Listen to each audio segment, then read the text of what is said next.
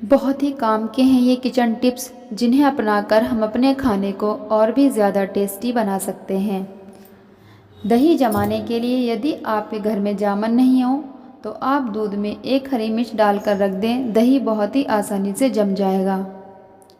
रोटी बेलते समय मैदा लगाने से रोटी बहुत ही सफ़ेद बनेगी। आपकी बनाई हुई सब्ज़ी में अगर मिर्च तेज़ हो जाती है तो आप उसमें घी या नींबू का रस डाल दीजिए। ऐसा करने से सब्ज़ी का तीखापन दूर हो जाएगा। चावल उबालते समय पानी में थोड़ा सा तेल या 1 चम्मच नींबू का रस डालने से चावल बिल्कुल भी नहीं चिपकेंगे। बादाम को गुनगुने पानी में 15 से या 20 मिनट भिगोकर रख दीजिए। इससे बादाम का छिलका आसानी से उतर जाएगा। आलू के छिलकों पर नमक लगा देने से चांदी के बर्तनों पर आलू के छिलकों को रगड़ने से चांदी के बर्तन बहुत ही चमक जाएंगे।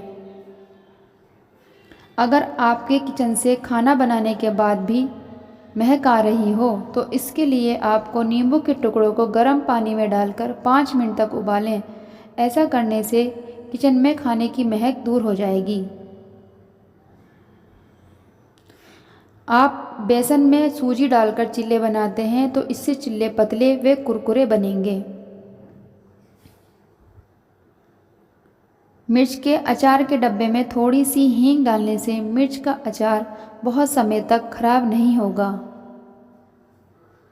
2-3 भुनी लौंग को पीसकर रायते पर छिड़क दीजिए। ऐसा करने से रायता बहुत ही स्वादिष्ट तैयार हो जाएगा। मेथी की सब्ज़ी की कड़वाहट को दूर करने के लिए उस पर थोड़ी देर के लिए नमक लगाकर रख दीजिए। ऐसा करने से मेथी की कड़वाहट चली जाएगी।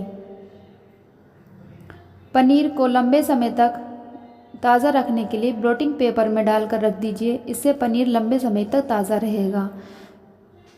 दोस्तों, आपको हमारी वीडियो पसंद हो तो आप हमें कमेंट करें और हमारे चैनल को सब्सक्राइब करें और शेयर ज़रूर करें। धन्यवाद।